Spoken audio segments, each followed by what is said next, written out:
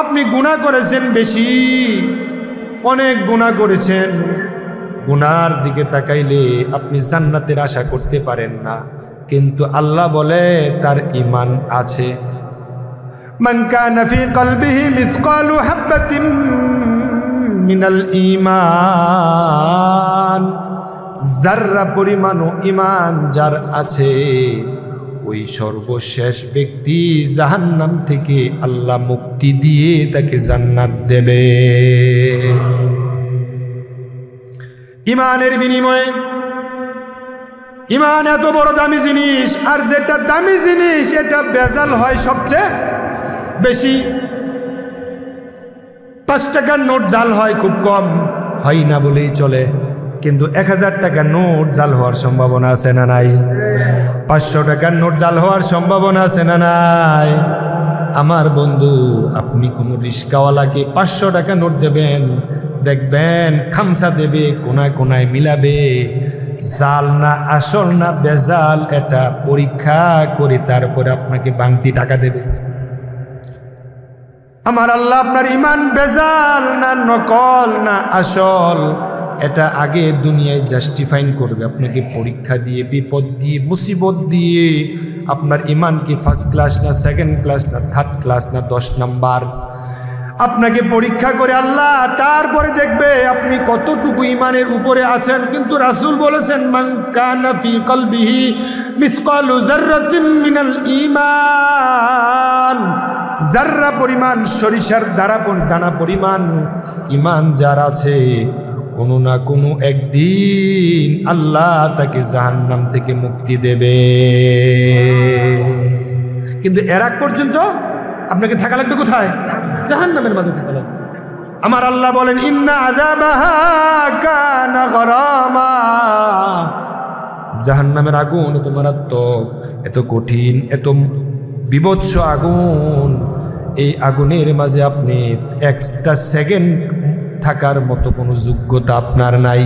ক্বালা রাসূলুল্লাহ সাল্লাল্লাহু আলাইহি ওয়াসাল্লাম, আনা আগনা শুরকাই আনিশ শিরক মান আমিলা আমালান ওয়া আশরাকা ফীহি মা'ইয়া গায়রি তারাকতুহু। কিয়ামতের দিন, কঠিন মুসিবতের সময় আল্লাহ বলবে, আমি আল্লাহ শিরিক থেকে মুক্ত, আমি শিরিক যুক্ত কোন আমল আমি আল্লাহ কবুল করব না। তুমি তো আমল করেছিলে লোক দেখানোর জন্য, মানুষের বাহবা পাওয়ার জন্য, তোমাকে নামাজি বলার জন্য, তোমাকে তাহাজ্জুদ গুজার করার জন্য তুমি জাহির করেছ। তুমি প্রতিদিন তাহাজ্জুদ পড়ো, শাস্ত্রে বলেছ, বাজারে বন্দরে ঢুকে ঢুকে বলেছ তুমি তাহাজ্জুদ গুজার।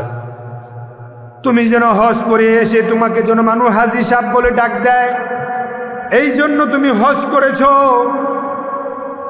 তোমার গলার কণ্ঠস্বর এত সুন্দর ছিল, মানুষ যেন তোমার কণ্ঠস্বরে বিমুগ্ধ হয়, তোমার কথাই নয়। এই জন্য তোমার কণ্ঠের পিছনে তুমি মেহনত করেছিলে, তুমি নামাজ পড়েছিলে, তুমি আমায় আল্লাহকে খুশি করার জন্য, দেখানোর জন্য। এই দেখানো আমলগুলো আমি আল্লাহ ছুড়ে দিলাম, ফেলে দিলাম, তাকাবো না। এখন আপনি দেখেন, এই নামাজটাও পর্যন্ত আপনাকে জাহান্নামী বানায়া ছেড়ে দেবে, যদি নামাজটা আল্লাহর জন্য না হয়। নামাজটা যদি আল্লাহর জন্য না হয়, এই নামাজটা আপনাকে কোথায় নিয়ে যাবে? মানবতার কল্যাণ, এটা মানুষের জন্য আমরা করি, এই মানবতার কল্যাণের কাজটা আমাকে আপনাকে জান্নাতে নিয়ে যাবে। আর এই মানবতার কল্যাণটা যদি অপরাজনীতি হয়, তাহলে এই রাজনীতিটা আমাকে কোথায় নিয়ে যাবে? জাহান্নামে নিয়ে যাবে। তাহলে রাজনীতিও হবে মানুষের কল্যাণের জন্য, সেবাও হবে মানুষের কল্যাণের জন্য, আমাদের পরোপকার যেটা আছে সেটাও হবে কার জন্য? মানুষের কল্যাণের জন্য। তাহলে এই কল্যাণমূলক কাজও যদি আমাকে জাহান্নামে ছেড়ে দেয় বা জাহান্নামের উপযোগী হয়, তাহলে আমি মানবতার কল্যাণমূলক কাজ করব কোনটা? তবে আপনার সব কাজই কল্যাণমূলক হবে যদি এটা লোক দেখানো না হয়। আপনার সব কাজটা আপনাকে জাহান্নাম থেকে বাঁচানোর জন্য হবে, সেটা যদি একমাত্র আল্লাহর সন্তুষ্টির জন্য হয়। আমার ভাই, আপনার কর্মের কারণে আপনি জাহান্নামে যাবেন, আমরা যাব না, হয়তো অন্য কেউ যাবে, কিন্তু এই জাহান্নামে যাওয়ার জন্য কি আল্লাহ আমার আপনারে বানাইছে? কখনো না, কখনো না, কখনো না। আল্লাহ বেইনসাফ করবেন না, আল্লাহ ইনসাফওয়ালা। তখন আমি যদি আমার কর্মের কারণে যদি আমি জাহান্নামে যাই, তে আল্লাহর কোনো দোষ আছে? সেই জন্য আল্লাহ বলছেন খুযুহু ফাগুল্লু সুম্মাল জাহিম সাল্লু, তারে ধর, তারে জাহান্নামের বেড়ি পড়া, জাহান্নামের শিকল পড়া, জাহান্নামের হাতের হ্যান্ডকাপ, পায়ে হ্যান্ডকাপ, গলায় জাহান্নামের শিকল। ইন্না আ'তাদনা লিল কাফিরিন সালাসিলা ওয়া আগলালা ওয়া সাঈরা, গলায় এবং হাতে পায়ে জাহান্নামের শিকল থাকাই প্রমাণ করে এই লোকটা জান্নাতি না জাহান্নামী? কথা বলে না। তাহলে আল্লাহ বলছে খুযুহু ফাগুল্লু, তারে ধর। কারে ধর? যে জাহান্নামের উপযুক্ত। হিসাব কঠিন, তার আমল নামাগুলো ভালো না, ওই লোকটা জাহান্নামে যাবে, তারে ধর, বেরি লাগা। কিন্তু মুমিন কে নয়, জান্নাতি ব্যক্তি কে নয়, তবে সর্বশেষ যে লোকটা জাহান্নাম থেকে মুক্তি পেয়ে নাজাত পাবে, তার সম্পর্কে সুন্দর একটি বিশাল আলোচনা। সেই দিন জাহান্নাম বলবে হালিম তালাতি ওয়া তাকুলু হাল মিন মাজিদ, ওয়াল্লাহ তোমার পাপিষ্ট নালায়েক বান্দাগুলো আরো আছে নাকি, তাদেরকে দাও। আমার আপনার পেট যতটুকু আছে খাবার খেলে ভরে যায়, কিন্তু জাহান্নামের পেট এত বড়, এত গভীর, এত প্রশস্ত, আল্লাহর কুদরতি পা না দেওয়ার আগ পর্যন্ত জাহান্নামের ক্ষুধা নিবারণ হবে না। মানুষগুলো জাহান্নামে ফেলে দেবে, কাউকে ধাক্কায় ফেলে দেবে, কারো হ্যান্ডকাপ লাগায়া, পায়ে হ্যান্ডকাপ, গলায় হ্যান্ডকাপ লাগায়া মেরুদণ্ডের হাড্ডি ভেঙে তারপরে জাহান্নামে ফেলে দেবে। জাহান্নামে ফালানোরও সিস্টেম আছে, জেলখানায় যাওয়ার যেমন সিস্টেম আছে। কোনো মানুষ দেখবেন হাতে হ্যান্ডকাপ, পায়ে হ্যান্ডকাপ লাগায়া তারপরে জেলখানা নেয়, আদালত নেয়। আবার কিছু কিছু মানুষকে ভিভিআইপি গাড়ি দিয়ে, তারপরে প্রটোকল দিয়ে, তারপরে কারাগার থেকে আদালত নেয়। আবার আদালত থেকে তাদেরকে ভিআইপি গাড়ি দিয়ে তারপরে কারাগারে ঢোকায়। ঠিক তদ্রূপ কাউকে ধাক্কায় ফেলে দেবে, আবার কাউকে আস্তে করে ফেলে দেবে, আবার কাউকে গলায় শিকল, পায়ে হ্যান্ডকাপ, হাতে হ্যান্ডকাপ, তারপরে অপমান অপদস্থ করে তারপরে মেরুদণ্ডের হাড্ডি ভেঙ্গে তারপরে ফেরেশতারা তাকে জাহান্নামে ফেলে দেবে। ইউরাফুল মুজরিমুনা বিসীমাহুম ফায়ুখাযু বিন-নওয়াসি ওয়াল আকদাম, কাহারু মাথায় লম্বা চুলে ধরবে, কারু পায়ের মাঝে ধরে, এইভাবে পাজা কোলা করে দুই ফেরেশতা ধরে তাকে জাহান্নামের মাঝখানে ফেলে দেবে। নাউজুবিল্লাহ। আমার বন্ধু, জাহান্নামে ফালানোর একাধিক সিস্টেম আছে। হঠাৎ করে আমার আল্লাহ একদিন বলবে, ও আমার ফেরেশতারা, মানুষের ঈমান ছিল বটে, আমল ছিল কম, গুনাহ ছিল বেশি। গুনাহ ছিল বেশি, আমল ছিল কম, কিন্তু ঈমান ছিল। নামাজ পড়েছে, রোজা রাখতে পারে না, রোজা রেখেছে, আবার কোনোদিন মদ খেয়ে ফেলছে, কিন্তু আবার সাথে সাথে তওবা করে আবার মুমিনের খাতায় নাম লিখিয়ে ফেলেছে। কিন্তু ওই মানুষগুলো ঈমান হারা হয় নাই, তওবা করে আবার ঈমান নবায়ন করেছে। গুনাহ ছিল বেশি, কিন্তু ঈমান ছিল, আমল ছিল খুবই কম। আল্লাহ একদিন নির্দেশ প্রদান করবেন, ও আমার ফেরেশতারা, আমি আজ থেকে জাহান্নামের দরজা চিরদিনের জন্য বন্ধ করে দিতে চাই। যার গুনাহ ছিল বেশি, আমল ছিল কম, তাদেরকে বিভিন্ন মেয়াদে আল্লাহ শাস্তি দেবেন। কিন্তু যখন আল্লাহ বলবে আমি আজকের পর থেকে আমি জাহান্নামের দরজা চিরদিনের জন্য বন্ধ করে দেব, এক এক করে তোমরা সবাইকে জাহান্নাম থেকে মুক্তি দিয়ে জান্নাত দিয়ে দাও, সুবহানাল্লাহ। এক এক করে জাহান্নামীদেরকে মুক্তি দাও, কারণ ঈমান আছে তো, ঈমান আছে যার, জান্নাত কপালে আছে শুধু তার। ঈমান যদি না থাকে বন্ধু, জান্নাত কপালে মিলবে না। আপনার পাসপোর্ট আছে, আপনি শুধু দেশের বাইরে যেতে পারবেন, ইমিগ্রেশন ক্রস করতে পারবেন। দেখবেন বন্ধু, ইমিগ্রেশন যারা ক্রস করেছেন এক একজনকে শুধু যেতে হয়, পাসপোর্টে সিল দেওয়া হবে, আপনার নাম্বার মিলানো হবে, 10 হাত 20 হাত দূরে দূরে আপনার কাঠি দেওয়া থাকে। উনি যাবে তারপরে আপনি যাবেন, উনি যাবে তারপরে আপনি যাবেন। ঠিক অনুরূপ করে আপনার ছেলেটাও যদি সাথে যায়, ওই ছেলেটার জন্য 10 হাত দূরে খাড়ানো লাগবে। 2 জন একসাথে যাবে না। ডক্টর ইউনুস যদি বিদেশে যায়, ওনার স্ত্রীর কি পাসপোর্ট লাগবে না? এক পাসপোর্ট দিয়ে কি 2 জন যেতে পারবে? অসম্ভব, অসম্ভব। পাসপোর্ট আছে যার, সেই শুধু ইমিগ্রেশন ক্রস করতে পারবে। এখন পাসপোর্টটা হলো আপনার ঈমান। ঈমান আছে তো, আপনি গুনাহ করেছেন বেশি, অনেক গুনাহ করেছেন, গুনার দিকে তাকাইলে আপনি জান্নাতের আশা করতে পারেন না। কিন্তু আল্লাহ বলে তার ঈমান আছে। মান কানা ফি কলবিহি মিসকালু হাববাতিন মিনাল ঈমান, যাররা পরিমাণও ঈমান যার আছে, ওই সর্বশেষ ব্যক্তি জাহান্নাম থেকে আল্লাহ মুক্তি দিয়ে তাকে জান্নাত দেবে। ঈমানের বিনিময়ে, ঈমান এত বড় দামি জিনিস, আর যেটা দামি জিনিস এটা বেজাল হয় সবচেয়ে বেশি। 5 টাকার নোট জাল হয় খুব কম, হয় না বলেই চলে। কিন্তু 1000 টাকার নোট জাল হওয়ার সম্ভাবনা আছে না নাই? 500 টাকার নোট জাল হওয়ার সম্ভাবনা আছে না নাই? আমার বন্ধু, আপনি কোনো রিস্কাওয়ালাকে 500 টাকা নোট দেবেন, দেখবেন খামসা দেবে, কোনায় কোনায় মিলাবে, জাল না আসল না বেজাল এটা পরীক্ষা করে তারপরে আপনাকে বাংতি টাকা দেবে।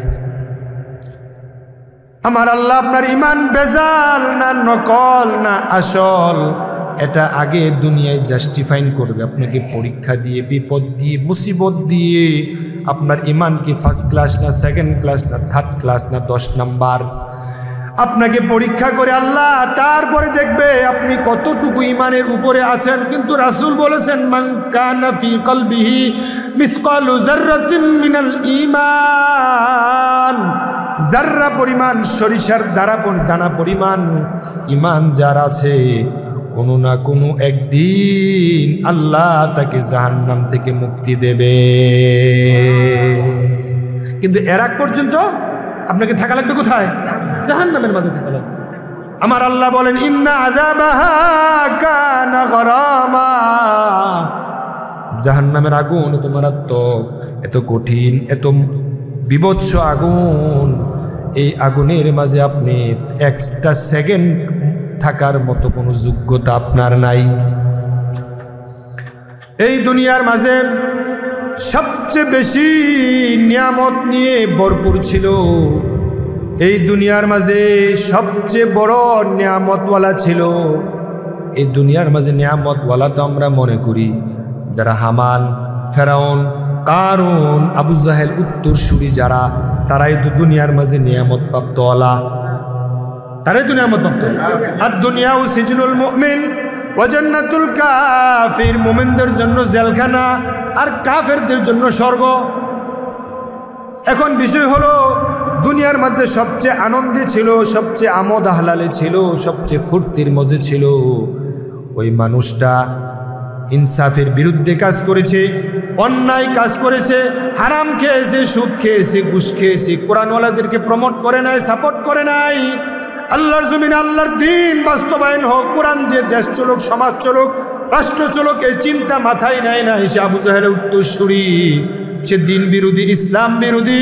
এই দুনিয়াটা তার জন্য বেহেশত, ওই ব্যক্তি দুনিয়ার মাঝে সবচেয়ে আরামে ছিল। ওই ব্যক্তিকে আল্লাহ জাহান্নামে দেবে মাত্র 1 সেকেন্ড।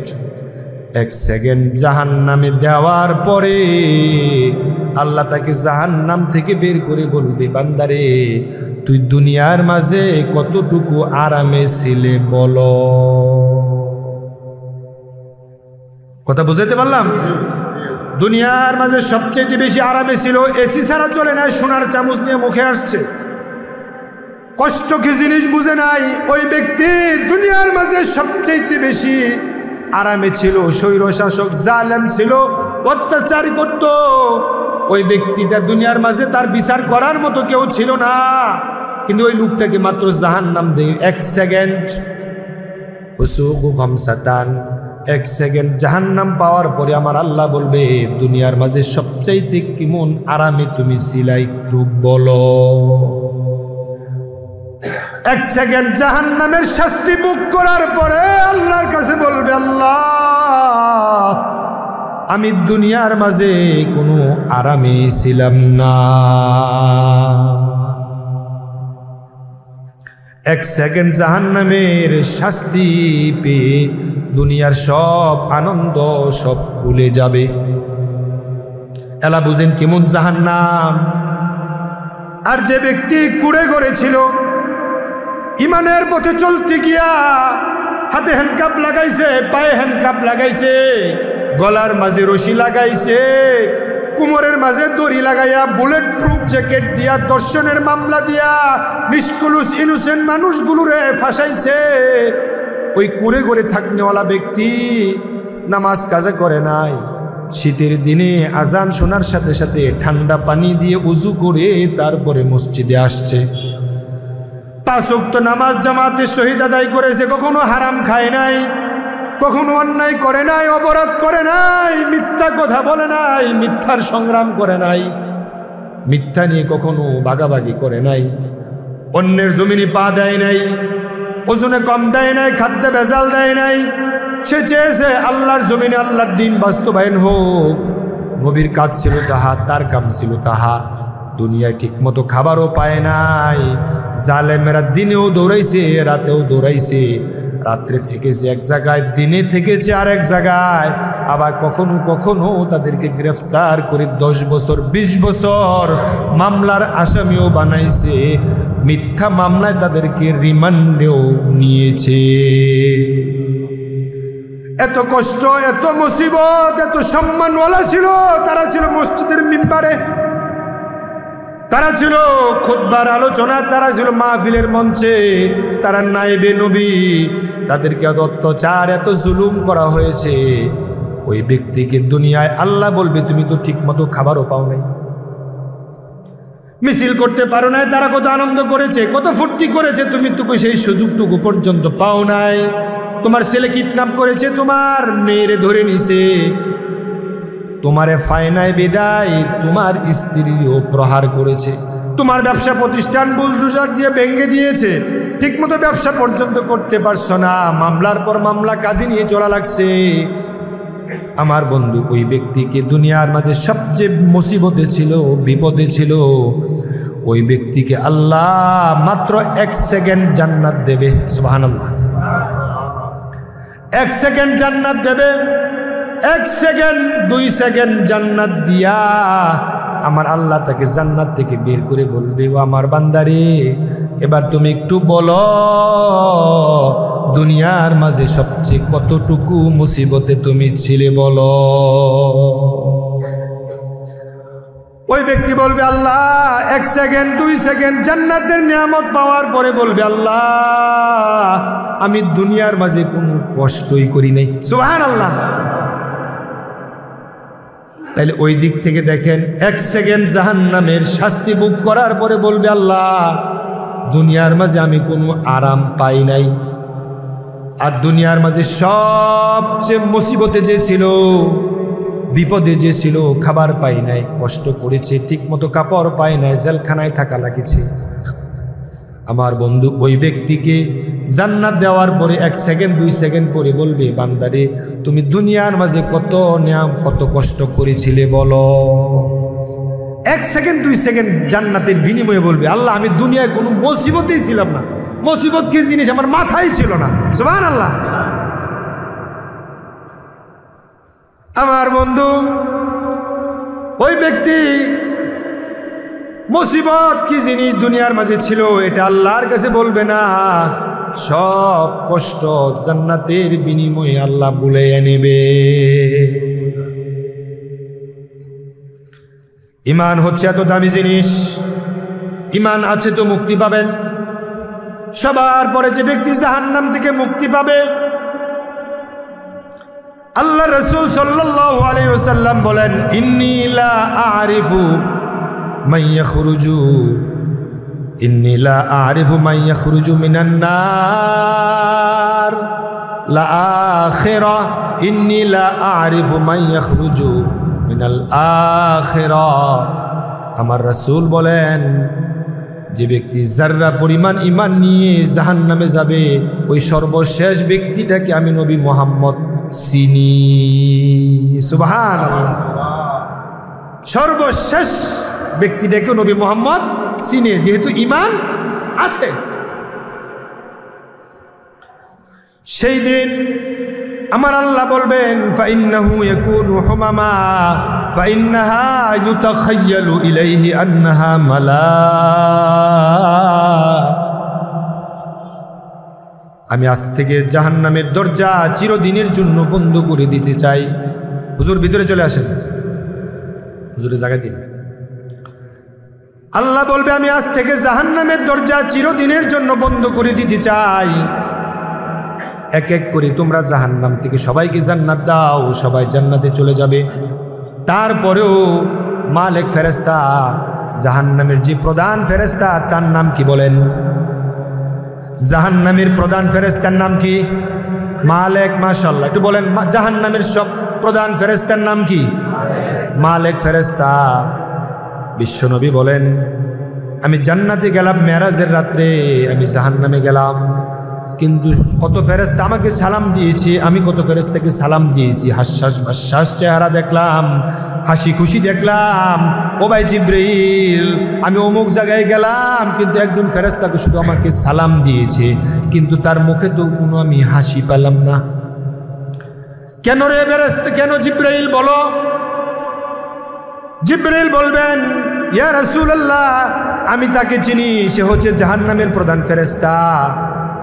দুনিয়ার সৃষ্টি লগ্নের পর থেকে, জাহান্নাম সূচনার পর থেকে এই মালিক ফেরেশতা কোনোদিন হাসি দেয় নাই, আর কোনোদিন হাসি দেবেও না। এত কর্কশ মেজাজের ফেরেশতা আল্লাহ নবীর দিকে সালাম তাকিয়ে সালাম দিয়েছে, কিন্তু হাসি দেয় নাই। সে কোনোদিন হাসে নাই, আর হাসবেও না। মালিক ফেরেশতা বলবে, আল্লাহ জাহান্নামে আর কোনো মুমিন নাই, সবাইকে বের করে আমি জান্নাত দিলাম। কিন্তু আমার আল্লাহ বলবেন, ও মালিক, এখন আমি শুনতে পাচ্ছি জাহান্নামের ভিতরে এখনো আমার একজন বান্দা আছে, সে এখনো রব্বনা রব্বনা বলে আমাকে ডাকছে। সে তাসবিহ পড়ছে, সুবহান কুদ্দুসুন রব্বুনা ওয়া রব্বুল মালাইকাতি ওয়ার রূহ। রব্বুনা যেহেতু বলছে, সে আমার বান্দা, নবীর উম্মত, তুমি তাকে বের করে জান্নাত দাও। মালিক ফেরেশতা যাবে, কীট পতঙ্গ সরাবে, পোকামাকড় সরাবে, জাহান্নামের আগুনের ভিতরে গিয়ে কীট পতঙ্গ সরায়া এসে বলবে, আল্লাহ জাহান্নামে আমি আর কোনো ব্যক্তিরে পাই না। মালিককে বলবে, ও মালিক, এই শব্দগুলো উচ্চারণ করে করে তুমি জাহান্নামে যাও। জাহান্নামে গিয়ে দেখবে কীট পতঙ্গ সরাতে থাকবে, দেখবে কোথাও থেকে এই শব্দ আসছে, সেই হচ্ছে জাহান্নামের সর্বশেষ ব্যক্তি, তারে ধরে ওখান থেকে বের করো। মালিক শব্দ অনুসরণ করে করে জাহান্নামে যাবে, পোকামাকড় সরাবে, কীটপতঙ্গ সরাবে, একেবারে সবার পরে জেরেছিল ওর শুধু হাড্ডি গুড্ডি আছে দেহে, কিন্তু বল নাই, শক্তি সামর্থ্য নাই। জাহান্নামের শাস্তি জ্বলে পুরে একবারে ছাই হয়ে গেছে, অঙ্গার হয়ে গেছে, জীর্ণ শীর্ণ চেহারা, তাকে মানুষ হিসেবে চিনা যায় না, কালো অঙ্গার হয়ে গেছে। ওই ব্যক্তিকে ধরে জাহান্নামের বাহিরে আনবে আর বলবে, যাও যাও, আল্লাহ তোমাকে জান্নাত দিয়েছে। কিন্তু সে হাঁটতে পারবে না, সে কলিং করবে, হামাগুড়ি দেবে, নিতম্বে, বর করতে পারবে না, বেশি পরিমাণে বর দিতে পারবে না। ফাইন্নাহা ইউতাখায়্যালু ইলাইহি আন্নাহা মালা ফাইন্নাহু ইয়াকুনু হুমামা ইয়াখরুজু মিনান নারি হাবওয়া। তার নিতম্বে ব্যাক সাইডে বর করে কলিং করে সামনে আগাতে থাকবে, জান্নাতের দরজার মাঝে যখন যাবে আর ফেরেশতা বলবে, no entrance, please go back. জাহান্নাম থেকে মুক্তি পেয়েছে, জান্নাতের সীমানায় কাছে গিয়েছে, জান্নাতের ফেরেশতা কয় নো। এই কালো মানুষ, এই কালো অঙ্গার পরিপূর্ণ ব্যক্তি জান্নাতে যাওয়া যাবে না। এই জীর্ণ শীর্ণ চেহারা নিয়ে জান্নাতে যাওয়া যাবে না। তখন ওই ব্যক্তি বলবে, আল্লাহ আমাকে জাহান্নাম থেকে মুক্তি দিয়ে জান্নাতে যাওয়ার অনুমতি দিয়েছে। তখন ফেরেশতা বলবে, যাও যাও যাও, এই যে জাহান্নাম, এই যে জান্নাত, মাঝখানে আছে একটা ঝর্ণা, নাহারুল হায়াত নামক একটি ঝর্ণা, ওখানে একটা ডুব দিয়ে আসো, একটা গোসল করে আসো। যখন ওই নাহারুল হায়াতের ঝর্ণায় যখন যাবে, একটা ডুব যখন দেবে, আপনারা দেখবেন যখন দেশে যান, গ্রামে যান, এলাকায় যান, ফাল্গুন চৈত্র মাসে যখন ডিপটি মেশিন দিয়ে, সেলো মেশিন দিয়ে যখন জমিনে পানি দেয়, তখন দেখবেন যেখানে পানিটা পড়ে ওই জায়গার গাছপালাগুলো সবচেয়ে তরুচাঁদা সতেজ থাকে। ঠিক না বে ঠিক? আমার বন্ধু, যাও যাও যাও, ওই যে নাহরুল হায়াত নামক ঝর্ণায় একটা ডুব দিয়ে আসো। ওই ঝর্ণায় যখন ডুব দেবে, তখন 33 বছরে একটা যুবকে পরিণত হয়ে যাবে। গায়ের লম্বার উচ্চতা হবে সূরাতু মিসলিহিম কামিহিম আদম, আদম আলাইহিস সালাতু ওয়াস সালামের মতো উচ্চতা হবে 60 গজ 120 হাত। সুবহানাল্লাহ। গায়ের সৌন্দর্য হবে ইউসুফ নবীর মতো, চেহারার সৌন্দর্য হবে বিশ্ব নবীর মতো, গলার কণ্ঠস্বর হবে দাউদ আলাইহিস সালাতু ওয়াস সালামের মতো, জুরদুম মুরদুম মুহাক্কালিন, দাড়ি থাকবে না, মুছ থাকবে না, এত সুন্দর হবে। জান্নাতি সুপুরুষে পরিণত করে তারপরে আল্লাহ আপনাকে জান্নাত দেবে। আপনি জান্নাতে ঢুকছেন, জান্নাতে ঢুকে দেখেন জান্নাতের বাড়ি গাড়ি বিল্ডিং প্রাসাদ নাজ নিয়ামত যা আছে সব দখল হয়ে গেছে। সুবহানাল্লাহ করবেন না? জান্নাতের বাড়ি গাড়ি ফ্ল্যাট মাঠ যা আছে সব বুক দখল করে নিছে। জান্নাতে ঢুকিয়ে দেখবেন সিদ্দিক আকবরের জন্য প্রাসাদ, জান্নাতে ঢুকিয়ে দিকে দেখবেন ওমরের জন্য প্রাসাদ, আবু বকরের জন্য প্রাসাদ, কামরুজ্জামানের জন্য, কাদের মোল্লার জন্য, অমুকের জন্য, আমার জন্য, আপনার জন্য, তমুকের জন্য প্রাসাদ বানায় আল্লাহ রেডি করে দিয়েছে। সুবহানাল্লাহ। আপনি তো সবার পরে ঢুকছেন, আপনি ঢুকে বলবেন, আল্লাহ তুমি আমার জাহান্নাম থেকে মুক্তি দিয়া আমার জান্নাত দিলা, কিন্তু জান্নাতের বাড়ি নাই, ঘর নাই, কিচ্ছু নাই। আমার আল্লাহ বলবেন, বান্দারে সবার জন্য যেহেতু আছে, তোমার জন্য আছে, তুমি খুঁজে বের করে নাও। খুঁজবে, কিন্তু তার জন্য বরাদ্দ কোনো বাড়িটা আর পাবে না। সব তো দখল হয়ে গেছে, সে তো সবার পরে ঢুকছে, সবার পরে ঢুকার পরে সে জান্নাতের বাড়ি গাড়ি সব দখল হয়ে গেছে। সে 3 বার রিপোর্ট করবে, আল্লাহ আমি তো খুঁজলাম কিন্তু পাইলাম না। এক পর্যায়ে আল্লাহ বলবে, বান্দারে কতটুকু জায়গা হলে তোমার জন্য যথেষ্ট বলো। এক পর্যায়ে আপনি বলবেন গতকাল আমার উপরে ছিল কত অত্যাচার, কত জুলুম, সাপে কামড়াইছে, বিচ্ছু কামড়াইছে, লোহার হাতুড়ের মুগুর, তারপর জাহান্নামের আগুন, কত কষ্ট করলাম, আজকে তো বাড়ি পাই নাই, ঘর পাই নাই, কিন্তু জান্নাত পাইছি। গতকালের আযাব থেকে তো আমি নিষ্কৃতি পেয়ে গেলাম, বেশি কিছু লাগবে না, জান্নাত দিছো আল্লাহ, জাহান্নাম থেকে বাঁচাইছো, আমি আল্লাহ খুশি। আমার আল্লাহ ডাক দিয়ে বলবে বান্দারে ফাইন্না লাকা মিসলাদ দুনিয়া ওয়া আশরু আমসালিহা, সুবহানাল্লাহ বলেন। ফাইন্না লাকা মিসলাদ দুনিয়া ওয়া আশরু আমসালিহা, তুমি যেহেতু বাড়ি খুঁজছো, ফ্ল্যাট খুঁজছো, গাড়ি খুঁজছো, পাও নাই, তুমি একবার দুইবার তুমি রিপোর্ট করছো, বাড়ি নাই, ঘর নাই, কিচ্ছু নাই, আমি আল্লাহ তোমার জন্য জান্নাতে জায়গা রাখছি এই দুনিয়ার মতো 10 দুনিয়ার সমান। আমার বন্ধু লাউ আন্নাল আলামিন ইজতামাউ ফীহিন্না লাওয়াসআতহুম, জান্নাতে আল্লাহ তাআলা 100 তলা একটা বিল্ডিং দেবে, ওই 100 তলা বিল্ডিং এর ভিতরে শুধু নিচতলা ফ্লোরে, শুধু নিচতলার ফ্লোরে বিল্ডিং হবে কয়শো তলা? মুখটা খুলে বলেন। সবাই বলেন। সবার পরে যে ব্যক্তি জান্নাতে যাবে তার বিল্ডিং দিবে কয়তলা? 100 তলা একটা উঁচু বিল্ডিং দেবে।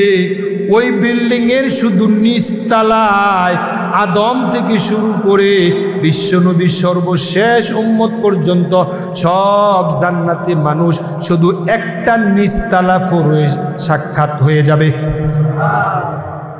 কথা বুঝেন নাই? আদম থেকে শুরু করে বিশ্বনবী সর্বশেষ উম্মত, যত লক্ষ কোটি কোটি নবী আসছে, লক্ষ লক্ষ উম্মত আসছে, সবাইকে একটা ফ্লোরে জায়গা দেওয়া যাবে। 99 তলা তো আছেই। সব পৃথিবীর উম্মত একসাথে একটা ফ্লোরে জায়গা দেওয়া যাবে। এমন বিল্ডিং হবে কয়শো তলা? 100 তলা বিল্ডিং। আমার বন্ধু জো বাইডেন, আমেরিকার প্রেসিডেন্ট, তার খাদেম খোদ্দাম আছে কয়জন? 20 জন, 50 জন, 100 জন, 200 জন, 500 জন। সবার পরে যে ব্যক্তি জান্নাতে যাবে আল্লাহ তাকে খাদেম দেবে শুধু 80,000। তার খেদমতে নিয়োজিত খাদেম থাকবে কয় হাজার? 80,000। জানি 5 বিঘার জমিনের মালিক, তার আর কিছু লাগেনি? কথা কয় না, তার কিছু লাগে? সাভারে যদি তার 20টা গার্মেন্টস থাকে তার কিছু লাগে? জানি তার একেবারে কিছুই নেই, তার তো 5 বিঘা জমি হইলে কবি সারছি কারবার। আমার মতো কোটিপতি আর কেডা, ঠিক না? কিন্তু এই দুনিয়ার মতো 10টা দুনিয়া আল্লাহ আপনার দিবে। চিন্তা করছেন? ওই জান্নাত পেতে হলে ঈমান নিয়ে বেঁচে থাকা লাগবে। ওই জান্নাত পেতে হলে এই জমিনে কিছু কষ্ট, কিছু মুসিবত, কিন্তু বিপদ আসবে, এটা মোকাবেলা করে ঈমান নিয়ে বেঁচে থাকতে হবে, তারপরে আপনি জান্নাত পাবেন। কিন্তু ঈমান আছে যাররা পরিমাণ, সেও সবার পরে জাহান্নাম থেকে নিষ্কৃতি পেয়ে সেও কয়শো তলার মালিক হবে। আর যে সবার আগে গেছে, যে 2 নাম্বার হয়েছে, যে 3 নাম্বার হয়েছে, যে 4র্থ নাম্বার হয়েছে, আপনি তো যাবেন সবার পরে, সেও তো 100 তলার মালিক। আমার বন্ধু, আল্লাহর কাছে নিয়ামতের কোনো অভাব নাই। তবে আল্লাহ যে আছে এটা বুঝেন তো? আল্লাহর উপরে বিশ্বাস আছে তো? এই জন্য দুনিয়ার মধ্যে হালাল খাওয়ার চেষ্টা করবেন, হারাম থেকে বেঁচে থাকার চেষ্টা করবেন, ফরজিয়াতগুলো মেনে চলার চেষ্টা করবেন, আল্লাহর আইনের বিরুদ্ধে 1 চুল পরিমাণ যাবেন না। রাজি আছেন না? নাই?